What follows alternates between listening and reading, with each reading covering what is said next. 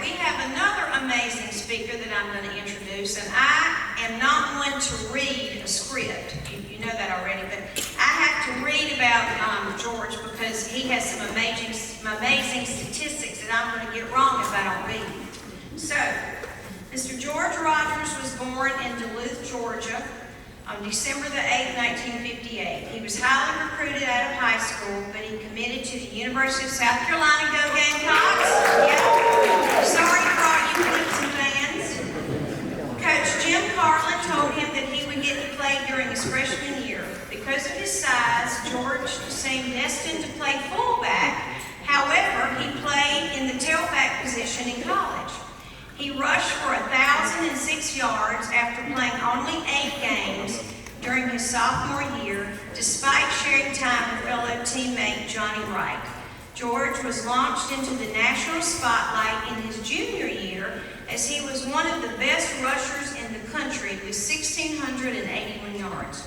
South Carolina ended with an 8-3 record in 1980, setting the stage for the senior and Heisman candidate.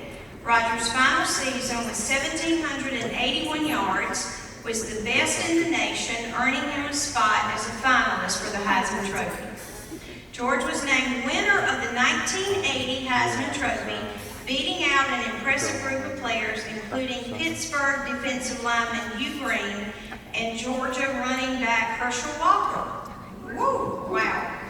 Being a Heisman has afforded George many unbelievable opportunities and is one of the most memorable honors. He earned a spot on the All-American First Teams 1979 and 1980.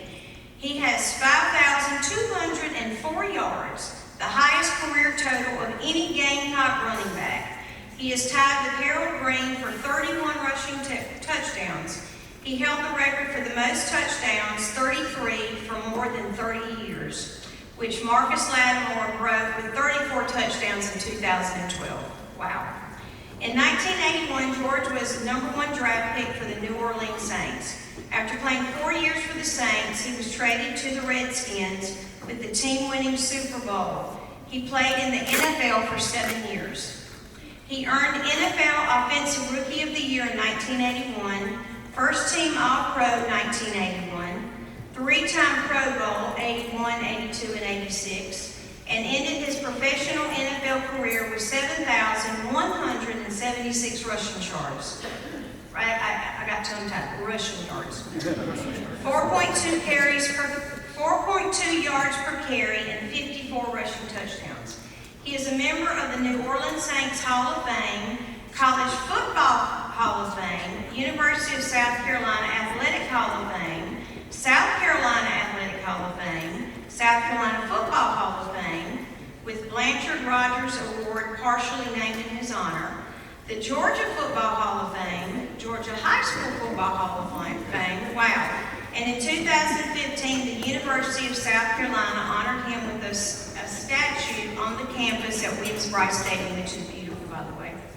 In 1991, George founded the George Rodgers Foundation of the Carolinas to give back to the community by providing scholarships to first-generation college students.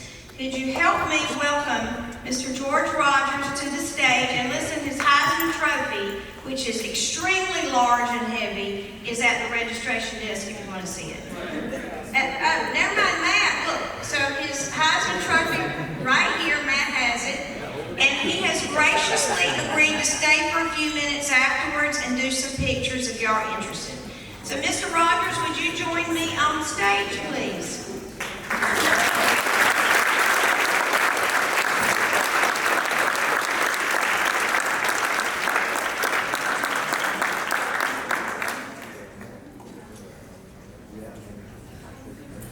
Thank y'all for being here today. I got my wife down there to tell me when I do wrong. She's going to say, stop right there. But I'm glad to be here because a lot of people made me look good. That's what I like to think. My teammates, they made me look good. And I try to make them look good as well. The first thing I want to tell you, you think I was against a football player. No, I was not. When I first started playing football, the quarterback got up under the center, and I was behind him. He said, down, set, hut, and he threw me the ball. And I saw all them guys coming toward me, I threw it right back to him. And I tell you what, I got knocked around and got swollen up a little bit, and I said, I thought he was gonna catch it when I throw it back to him. I didn't know I was supposed to get it and run with it. After that, we get in practice, and we said, son, I ain't playing no more because you don't know how to play.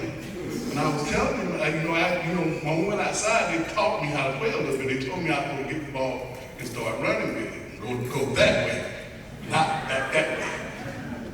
So I tried to tell him that he wouldn't let me play. But let me tell y'all something. When I want to play, I want to play. And I got to holler on that, I want to play, I want to play, I want to play. I want to play, I want to play, I want to play. And there's a lady in the stands up there and said, what is that little boy doing all that hollering for? And one of the guys said, he want to play, but he don't know how to play. I said, I do know how to play, I do know how to play. The lady said, well, they put him in there to see if he can play. Boy, they put me in that game. I got that ball. I got them running. I went down that sideline. I was gone. I started running. I got tired. I had ran the touchdown. I turned around, and all my teammates come congratulating me. I started running from them too. So they were trying to say, boy, you just scored a touchdown. That's why we came to congratulate you. And I said, oh, that's what it was about. That's what they congratulated me. And boy, they didn't have to tell me no more. I was running from there. I ran for a long time. I played for Duluth High School.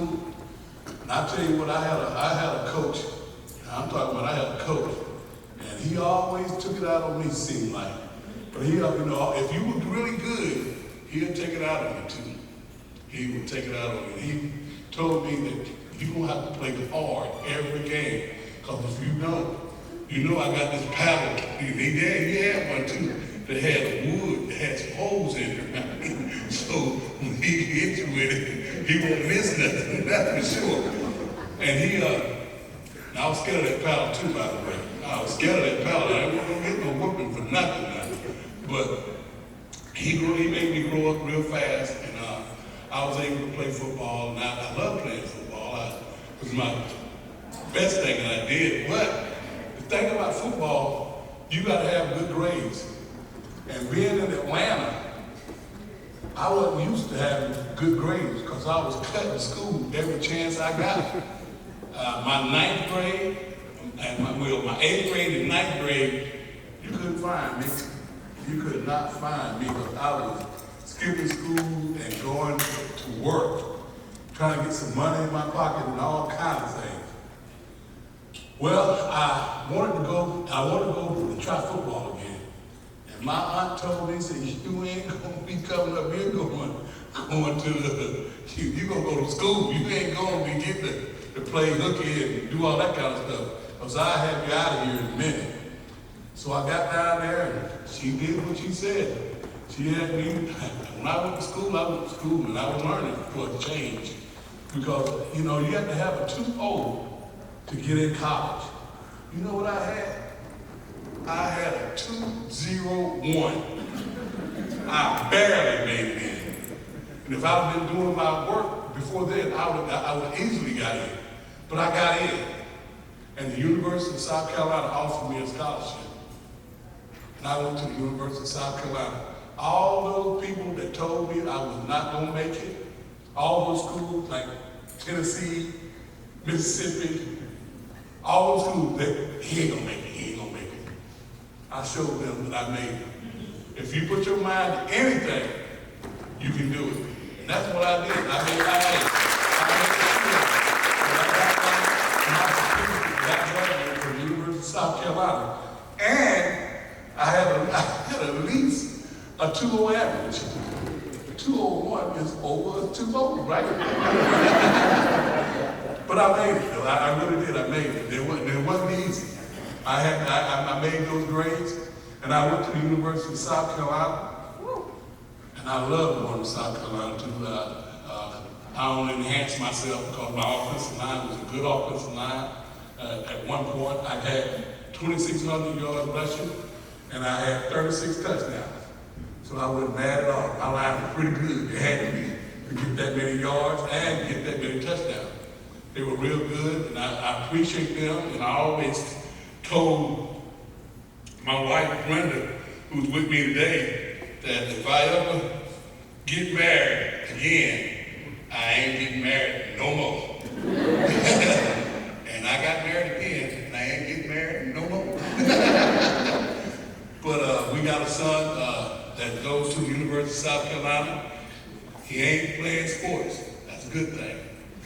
He's really knowledgeable. He's a good student. He makes, check this out, he makes all A's. And he works for Nancy Pelosi. So that tells me something. He is very smart. Because I know Nancy ain't playing, and she ain't playing now. He got to make them great, but he's always been a smart kid, and he's always been a good student and a good person. And I'm proud that I have a son with Brenda. She has some kids that they my kids too. I love them as much as I love the rest of mine. She loved me, and that's the way we go about it.